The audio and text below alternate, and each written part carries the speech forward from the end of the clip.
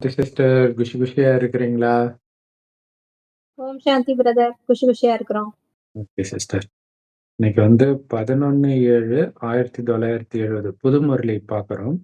ஃபர்ஸ்ட்ல இருந்து பார்க்குறோம். சரி அத படிங்க சிஸ்டர். சங்கம யுகத்தின் டிகிரி பட்டம் மற்றும் எதிர்காலத்தின் பிராப்தி.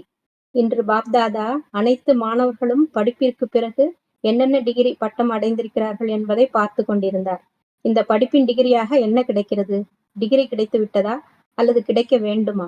படிப்புக்கு பிறகு டிகிரி கிடைக்கிறது இல்லையா? அப்படி இந்த சங்கம யுகத்தில் உங்களுக்கு என்ன கிடைக்கும்? சம்பூர்ண பரிஷ்தா அல்லது அவ்வியக்த பரிஷ்தா. இதுதான் சங்கம யுகத்தின் டிகிரி ஆகும்.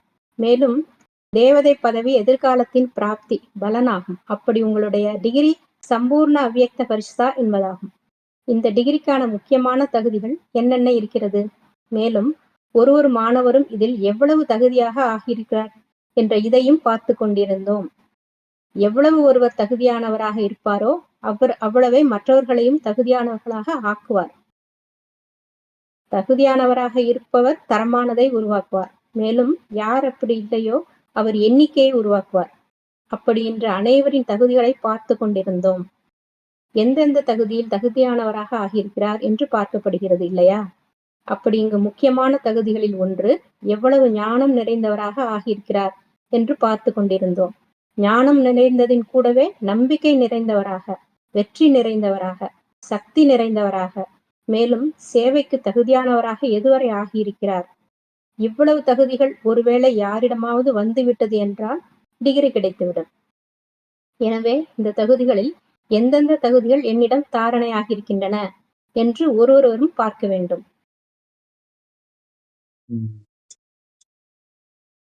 ஓகே. பாபா இது வந்து காலேஜ் தானே இது? உண்மையான கீதா பாடசாலை. இங்க என்ன டிகிரி கிடைக்குது? தலைப்பே வந்து சங்கமயுகத்துடைய டிகிரியும், அதற்கான வேலைவாய்ப்பு என்ன? இல்ல டிகிரி வாங்குறது அடுத்தது வேலைவாய்ப்பு. ஸோ அது நம்ம யோசிக்கிறோம்ல. இந்த படிப்புக்கு ஸ்கோப் இருக்குதா? அப்படின்லாம் யோசிப்போம். ஆனா என்ன யோசிச்சாலும் அது எல்லாம் உலகம் மாறிக்கிட்டே இருக்குது. இல்ல எல்லாமே அவங்க முடிச்சு வர்றதுக்குள்ள அந்த டிகிரிக்கு வேல்யூ இல்லாமலாம் போயிடுது. ஆனா இந்த டிகிரிக்கு கண்டிப்பா வேல்யூ இருக்குது. ஸோ இந்த ஒரு டிகிரி மட்டும் தான் இதுக்கான வேலை அடுத்த ஜென்மத்துல தான். இப்ப கிடையாது. இல்லையா? இங்க படிப்பே வந்து அடுத்த ஜென்மத்துக்கு இங்க டிகிரி வாங்குறோம். பிராப்தி அங்கதான். ஸோ அததான் புரிஞ்சுக்கணும். ஏன்னா நெறைய பேர் இது தெரியாதனால தான் என்ன பாபா குழந்தையா இந்த கஷ்டம் வருது, எனக்கு கஷ்டம் தீரல, கடன் தீரல. அதுக்கான படிப்பு கிடையாது இது. இது எதிர்காலத்துக்கான படிப்பு. இல்லையா? ஆ ஆனா இப்ப கவலையிலிருந்து தப்பிச்சுக்கலாம். கஷ்டப்படுறவங்க படிக்கும்போது கஷ்டப்பட்டு தான் படிப்பாங்க. ஃபீஸ் ம். கட்டுறது ரொம்ப கஷ்டப்படுற ஸ்டூடண்ட்ஸ் எல்லாம் கரெக்ட். அப்படிதானே? ஃபீஸ் ஆ. கட்டுறதுல இருந்து படிக்கிறதும் கஷ்டம் தான். படிக்கிறதும் கஷ்டம் தான். வேலை பார்த்துக்கிட்டே படிப்பாங்க சில ம். பேரு. கஷ்டப்பட்டு தான் படிப்பாங்க. படிக்கும்போது எல்லா கஷ்டமும் இருக்க தான் செய்யும். ம். அப்புறம் வேலை கிடைக்கும்போது அத நினைச்சு தான் இப்ப படிக்கிறது எல்லாரும். படிக்கிறது. சூப்பர். படிக்கும்போதே கஷ்டம் போவாதுல்ல? அதே மாரி தான் இங்க. ஆனா இங்க படிக்கும்போது கஷ்டம் போகுது. என்ன போகுதுன்னா, வெளியில எதுவும் போகாது. உங்க மனம் அதிலிருந்து விடுபடும். ஏன்னா அதுக்கான படிப்பு தான் இது. ஸோ அததான் நேத்து கூட சூப்பரா சொல்லியிருந்தாரு. கஷ்டத்த நீங்களே தான் வர வைக்கிறீங்க. அது பின்னாடி போயி, இல்லையா நெருப்புல கை வச்சுட்டு கொதிக்குது கொதிக்குதுன்னா, அங்கருந்து கைய எடுக்க தான் சொல்றாரு. இல்லையா நான் மாஸ்டர் சர்வசக்திவான்னு சேர்ல உட்காருங்க. அந்த சேர விட்டு எழுந்திரிக்காதீங்கன்றாரு. இல்ல எப்ப பாபா ஞானம் கிடைச்சுச்சோ, அப்பயே செத்துட்டீங்கன்றாரு. சுகம் அதாவது துக்கம் முடிஞ்சிருச்சுன்னு அர்த்தம். பாபா வந்துட்டா துக்கம் முடிஞ்சிருச்சு. ஏன்னா செத்துட்டோம். கடவுள வந்து அழைச்சுட்டு போறதுக்கு தானே கூப்பிடுறோம். வந்துட்டாரு. வந்தவுடனே செத்து போனா தானே அழைச்சுட்டு போ முடியும். நாம சாகாம அங்கேயே இருந்துகிட்டு எனக்கு கஷ்டமா இருக்கு, கஷ்டமா இருக்குதுன்னா, இப்ப எனக்கு எல்லா சக்தியும் இருக்குதுன்ற அந்த சேர்ல உட்கார்ந்து சக்திய மட்டும் நிரப்புங்க. சக்திய கொடுங்கன்றாரு. சோ அதே மாரி இன்னைக்கு வந்து ஆ குழந்தைங்க என்னென்ன டிகிரி வாங்கி இருக்கிறாங்கன்னு பார்க்கிறாரு. ஏன்னா இங்க கிடைக்கிற டிகிரி வந்து கிடைச்சிருச்சா? அல்லது இனிமேல் தான் கிடைக்கணுமா? அப்படிங்கிறாரு. ஏன்னா படிப்பு முடிஞ்சா தானே டிகிரி கிடைக்கும். அதுதான் ரொம்ப முக்கியமான விஷயம் இல்லையா? படிப்பு முடிஞ்சா தான் டிகிரி கிடைக்கும். ஆல்ரெடி கிடைச்சிட்டதான்னு நெனச்சுட்டு அலட்சியமா இருந்துறக்கூடாது. அதான் பாபா சொல்றாரு. சம்பூர்ணம் ஆகல. அதனால கவனம் வைங்க. இன்னும் ஏதாவது மாயா வந்துகிட்டே தான் இருக்கும். என்னன்னு கவனிச்சு குறைகளை நீக்குங்கன்றாரு. சோ இங்க சங்கம யுகத்துல உங்களுக்கு கிடைக்க போற டிகிரி என்ன? சம்பூர்ண ஃபரிஸ்தா அல்லது அவ்விக்த ஃபரிஸ்தா எப்படி வேணாலும் சொல்லலாம். அதாவது இங்க இருந்து முற்றிலும் விடுபட்டு அந்த சத்தியுகத்துடைய குணத்திலும், ஆனந்தத்திலும் நிரம்பி இருக்கிறது தான் அந்த ஃபரிஸ்தா நிலை. அது இங்க இருந்து விடுபட்டா அது வந்துடும். இதுல இருந்து விடுபடணும். இதுதான் சங்கம யுகத்துடைய டிகிரி. மற்றபடி தெய்வீக பதவின்றது அங்க கிடைக்கிற பிராப்தி. இந்த டிகிரிக்கு கிடைக்கிற வேலை அல்லது பலன் சொல்லலாம். ஆனா இப்ப வந்து சம்பூர்ண அவ்வியக்த ஃபரிஸ்தா. இதுதான் இப்போதைய டிகிரி. சோ அந்த டிகிரி பெறுவதற்கு என்னென்ன தகுதி இருக்குது? எந்த அளவுக்கு தகுதி அடைஞ்சு இருக்கிறீங்க? அப்படின்னு பாபா பார்க்கிறார். சோ எந்த அளவுக்கு நீங்க தகுதியா இருக்கிறீங்களோ, அந்த அளவுக்கு தான் நீங்க மத்தவங்களையும் தகுதியாக்குவீங்க. ஏன்னா, எல்லாருமே அவங்களுக்கு சமமா தான் மத்தவங்கள மாத்துவாங்க. இல்லையா? அதுதான் விஷயம். அப்ப தகுதி உள்ளவர்னா, தரமுள்ளவர்கள உருவாக்குவாங்க. அதாவது தகுதி, தரம் 2மே இங்க ஒரே அர்த்தத்துல சொல்றாரு. தரம் வாய்ந்த ஆத்மாக்கள், தரம் வாய்ந்த ஆத்மாக்கள உருவாக்குவாங்க. தரம் இல்லன்னா, சும்மா எண்ணிக்கை மட்டும் உருவாக்கிட்டு இருப்பாங்க. அதாவது பாபாவுடைய செய்திய மட்டும் அப்பப்ப குடுத்துக்கிட்டே இருக்கிறது. பட் அந்த தகுதிய வளர்த்துக்கிட்டா தான், இவங்கள மாரியே மத்தவங்களையும் மாத்த முடியும்.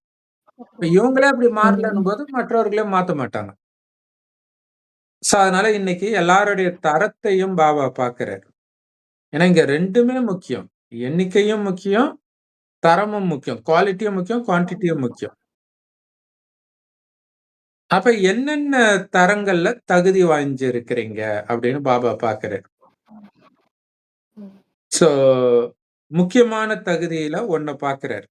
அது வந்து ஞானம். இல்ல எந்த அளவுக்கு ஞானம் நிரம்பியவராக இருக்கிறாங்க. ஏன்னா ஞானத்திலே எல்லாமே ஞானத்தின் மூலமா தான் நம்ம எல்லாத்தையுமே அடையிறோம். அப்ப ஞானத்தோட உண்மை உள்ளவராக இருக்கிறீங்களா? அந்த சத்தியத்தின் சக்தி. அப்படின்னா தான் இந்த ஞானத்தின் சொரூபமா இருக்கிறீங்களா? அந்த அந்த தாரணை ஆகி இருக்குதா? இப்ப இந்த ஞானம் மாயை வெற்றி அடையறதுக்கான ஞானம். அப்ப வெற்றியாளரா ஆகி இருக்கிறீங்களா? அந்த அளவுக்கு சக்தி நிரம்பியவர் ஆகி இருக்கிறீங்களா? அடுத்தது எந்த அளவுக்கு சேவாதாரி ஆகி இருக்கிறீங்க? எண்ணம், சொல், செயல் 3த்தினாலயும். இந்த தகுதியெல்லாம் வந்துருச்சுன்னா டிகிரி கிடைச்சிடும். சம்பூர்ண ஃபரிஸ்தா ஆயிடுவீங்க. சோ அப்படி பிரம்ம பாபா டிகிரி வாங்கிட்டு போயிட்டாரு. இல்லையா? இந்த தகுதி இருந்துச்சு, போயிட்டாரு. சோ இந்த உடம்புல இருக்கிற வரைக்கும் நம்ம இன்னும் அந்த தகுதி அடையலன்னு தான் அர்த்தம். இப்ப எந்தெந்த தகுதிகள் தாரணை ஆகி இருக்குதுன்னு ஒவ்வொருத்தரும் செக் பண்ணணும். சோ ஞானம் நிரம்பியவர் அப்படின்னாலே, புத்தியில முழு ஞானத்தின் தாரணை ஆகி இருக்குதுன்னு அர்த்தம். அப்படின்னா அதுவே குணமாக மாறி இருக்கணும். அப்பதான் ஞானம் நிரம்பியவர். ஞானத்த படிச்சுட்டா ஞானம் நிரம்பியவர் கிடையாது. அப்ப சொரூபமா மாறி இருக்கணும். ஆ சொரூபமா மாறணும். அப்பதான் ஞானின்னு சொல்ல முடியும். சோ அதனால தான் சத்தியுகத்துல ஞான மார்க்கம்ன்னு சொல்றோம். அப்ப அவங்க ஞானிகள். அவங்களுக்கு இந்த ஞானம் தெரியாது. ஆனா இந்த ஞானத்தின் சொரூபமா இருப்பாங்க. தானாகவே குணமாக மாறி இருக்கும். அப்ப எவ்வளவு ஞானம் நிரம்பியவரோ, அந்த அளவுக்கு தான் வெற்றி நிரம்பியவராகவும் இருப்பாங்க. இப்ப ஞானம் எல்லாம் தெரியுது, மாயைக்கிட்ட தோத்துக்கிட்டே இருக்கிறாங்கன்னா, அவங்களுக்கு ஆ கல்வி இருந்தும் கல்வி கற்காதவர்கள் மாதிரி. கண் இருந்தும் குருடர்கள் மாதிரி. இதுதான் கண் இருந்தும் குருடர்கள், காது இருந்தும் செவிடர்கள்ன்னு இயேசு சொல்றாரு. ஆ பிராக்டிகலா யூஸ் ம். பண்ணாம வெறும் தியரிட்டிக்கலா படிச்சிருப்பாங்க. புரிஞ்சிருப்பாங்க. ஆனா அத பிராக்டிகலா யூஸ் பண்ணல. அப்ளை பண்ணல. ம். அப்ப வெற்றியில குறைவு இருந்தாலே ஞானத்துல குறைவுன்னு புரிஞ்சுக்கோங்கன்றார். இல்லையா? அந்த மாயை வந்து நமக்கு ஒரு அப்படி ஒரு விளையாட்டு மாதிரியே அனுபவம் ஆகுதுன்னா தான் ஜெயிச்சிருக்கிறோம்னு அர்த்தம். அப்படி இல்லன்னா தோக்குறீங்கன்னு அர்த்தம். அதுக்கு காரணம் என்ன?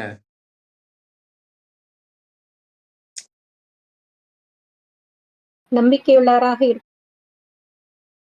ஞானத்தில் குறை இருக்கிறது என்று புரிந்து கொள்வோம். வெற்றி ஒருவேளை குறைவாக இருந்ததென்றால். வெற்றி நிறைந்தவராக இல்லாமல் இருப்பதற்கான காரணம் என்ன? நம்பிக்கை உள்ளவராக இருப்பதில் குறை இருக்கிறது. நம்பிக்கை உள்ளவர் என்றால் நிச்சய புத்தி ஒன்று தன்மேல் நம்பிக்கை, 2வது பாப்தாதா மேல் மற்றும் 3வது குடும்பத்தின் அனைத்து ஆத்மாக்களின் மேல் நம்பிக்கை உள்ளவராக இருக்க வேண்டியதாக இருக்கிறது. எவ்வளவு நம்பிக்கை உள்ளவராகி நிச்சய புத்தியுடன் ஏதாவது காரியம் செய்தீர்கள் என்றால், நிச்சய புத்தியுடன் வெற்றி, அதாவது நம்பிக்கை உள்ளவராக இருப்பதினால் வெற்றி நிறைந்தவராக ஆகியே விடுகிறார். அவரின் ஒவ்வொரு காரியம், ஒவ்வொரு எண்ணம், ஒவ்வொரு வார்த்தையும் சக்தி நிறைந்ததாக இருக்கும். அந்த மாதிரி குவாலிஃபைடு, அதாவது தகுதியானவருக்கு தான் இந்த டிகிரி கிடைக்க முடியும். ஒருவேளை டிகிரி கிடைக்கவில்லை என்றால் என்ன ஆகிறது தெரியுமா? கோர்ட் மூலமாக என்ன அனுப்பப்படுகிறது? Degree notice. ஹிந்தில டிகிரி ஆ, அப்படி ஒன்று டிகிரி அதான் அப்படி இங்கிலீஷ்ல ஒன்று தான் இது. பட்டம் கிடைக்கும். இங்கிலீஷ்லயே ஸ்பெல்லிங் வேற. டிகிரி ஸ்பெல்லிங், இது ஓ, டிகிரினா கட்டளை அல்லது நோட்டீஸ். நோட்டீஸ் அல்லது ம், டிகிரி வரும். ம். பத்மராஜ்புரியில் அடைபடுவதற்கான டிகிரி வெளியாகும். எனவே முயற்சி செய்து டிகிரியை வாங்க வேண்டும். டிகிரி நோட்டீஸ் வரக்கூடாது. யார் மேல் டிகிரி வெளியாகிறதோ அவர்கள் வெட்கத்தில் தலை நிமிர முடியாதவர்களாக ஆகிவிடுகிறார்கள். எனவே எவ்வளவு தகுதியானவராக ஆகியிருக்கிறேன் என்று எப்பொழுதும் சோதனை செய்யுங்கள்.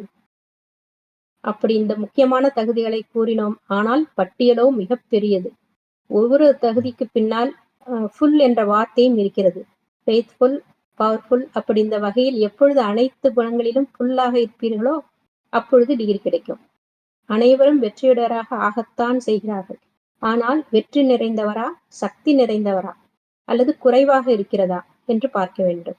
யார் அந்த அனைத்து குணங்களிலும் ஃபுல்லாக அல்லது முழுமையாக இருப்பாரோ அவருக்கு தான் சம்பூர்ண அவ்யக்த பரிஷ்தாவின் டிகிரி கிடைக்கிறது. ஸோ பாபா சொல்றாங்க, அதாவது ஞானத்துல குறைவுனா வெற்றி குறைவா இருக்கும். வெற்றி குறைவுனா ம். நம்பிக்கையில குறைவு இருக்குதுன்றாரு. இல்ல, ஏன்னா இப்ப ஒன்னத்த ஃபாலோ பண்ணணும்னா நம்பிக்கை இருந்தா தான் அத ஃபாலோ பண்ணுவோம். ஆ, ம். இப்ப உதாரணத்துக்கு வந்து நெறைய இடங்கள்ல இந்த சுனாமி எச்சரிக்கை வந்தா கூட, அந்த இடத்த விட்டு காலி பண்ணலன்னா என்ன அர்த்தம்னா, அந்த அளவுக்கு நம்பலன்னு அர்த்தம். ம். பாத்துக்கலாம். அப்ப 100% வந்துடும், அந்த இடம் மூழ்கிடும் தெரிஞ்சா போயிடுவாங்க.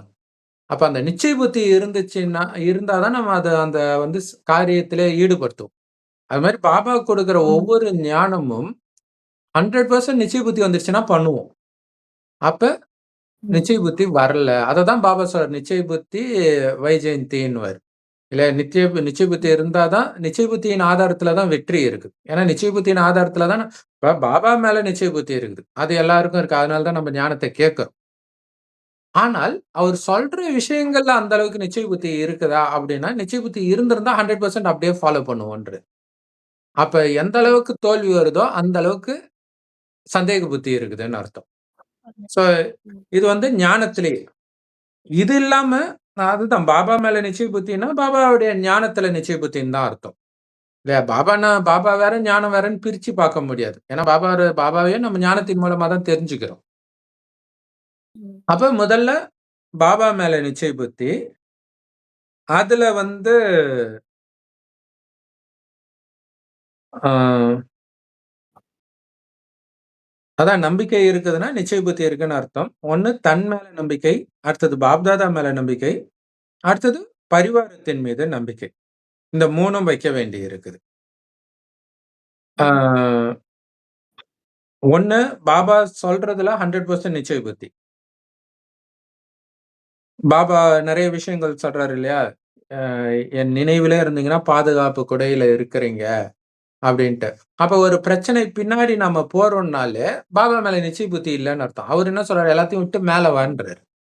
ஆனா நம்ம விட மாட்றோம். இல்ல, இல்ல, நான் தான் அத சரி பண்ணணும். அப்ப பாபா மேல நிச்சய புத்தி இல்ல. பாபா சொன்னதுல நிச்சய புத்தி இல்லன்னு அர்த்தம்.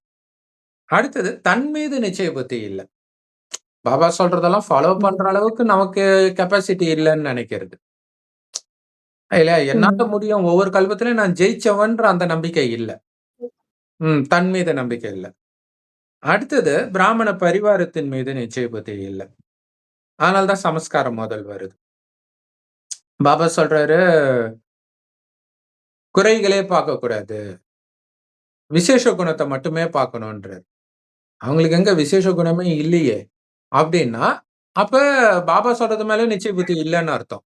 ஏன்னா கண்டிப்பா விசேஷ குணம் இருக்குன்றார். ஏதாவது ஒண்ணு இருக்கும். ஆமாமா. சோ அப்ப அததான் பார்க்கணும். ம்.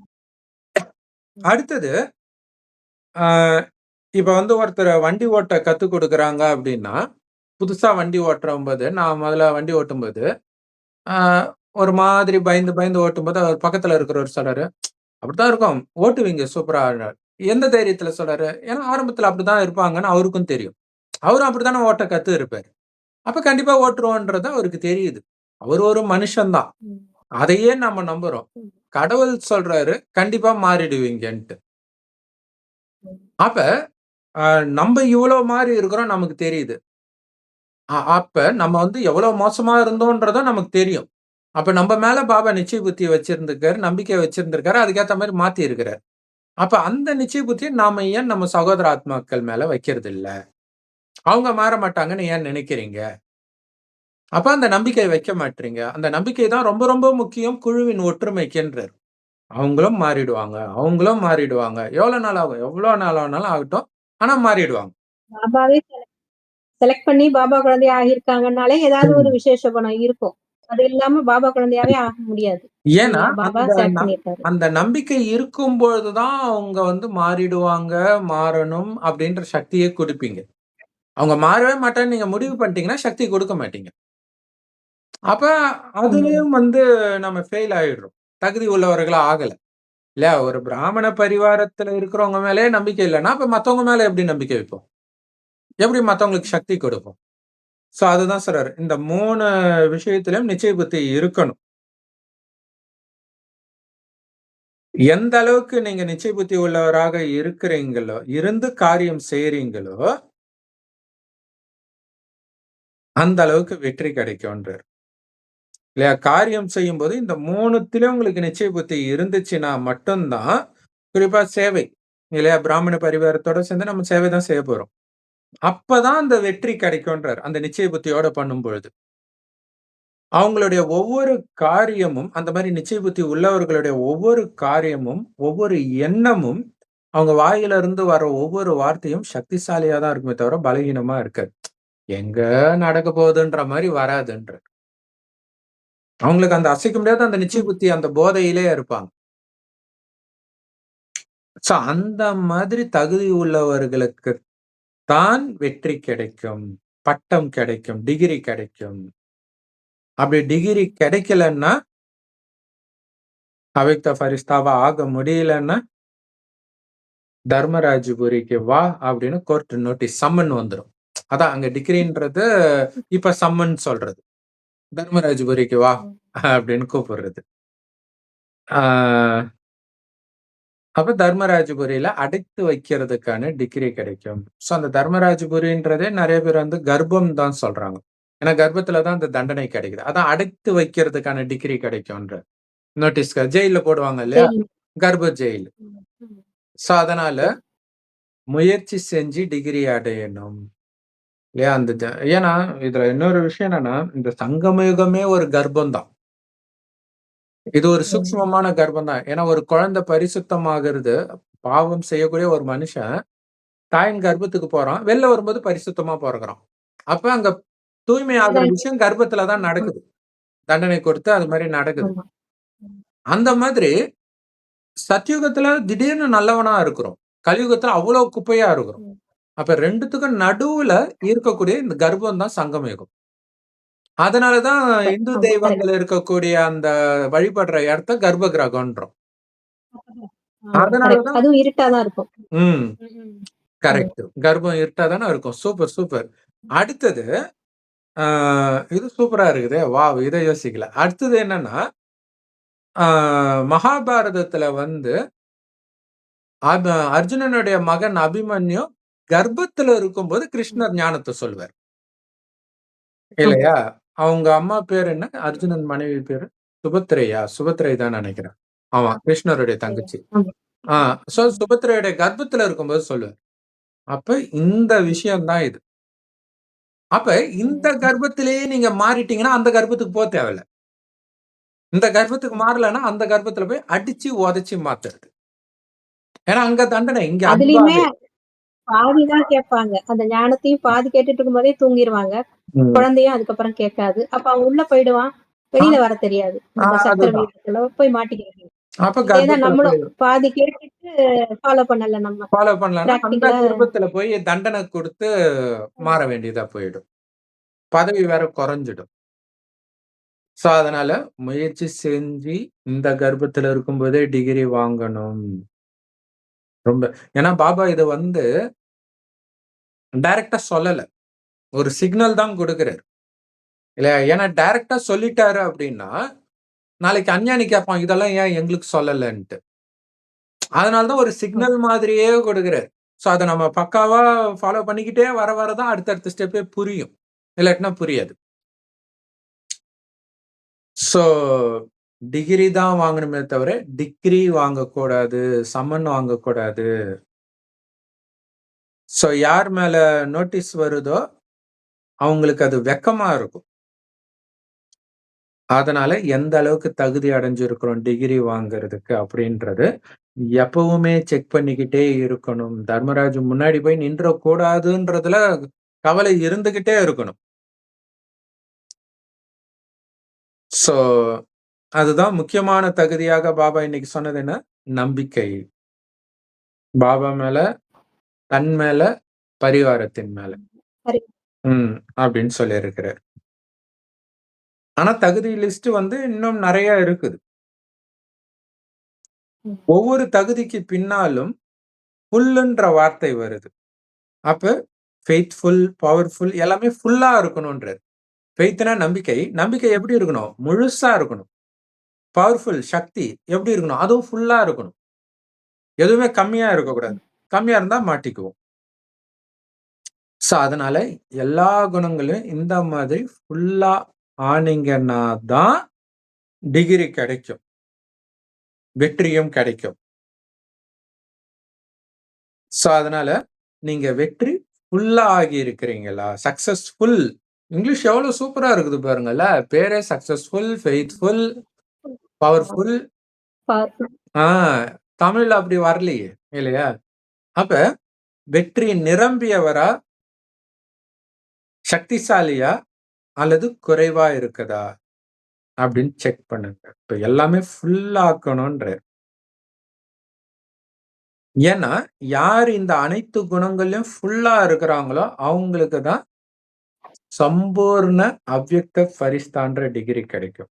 அப்படின்னா அர்த்தம் ஃபுல் 100 அவுட் ஆஃப் 100ன்னு அர்த்தம். இல்லையா? எல்லாத்துலயும் ஃபுல்லா இருக்கிறவங்க தான் சம்பூர்ண ஃபரிஸ்தா.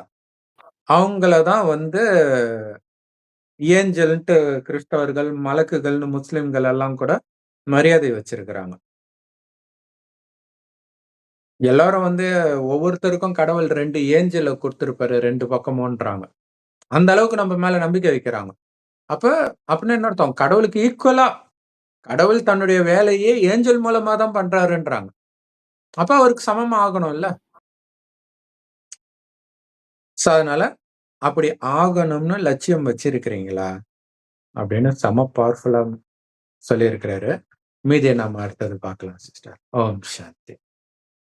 ஓம் சாந்தி. Thank you brother.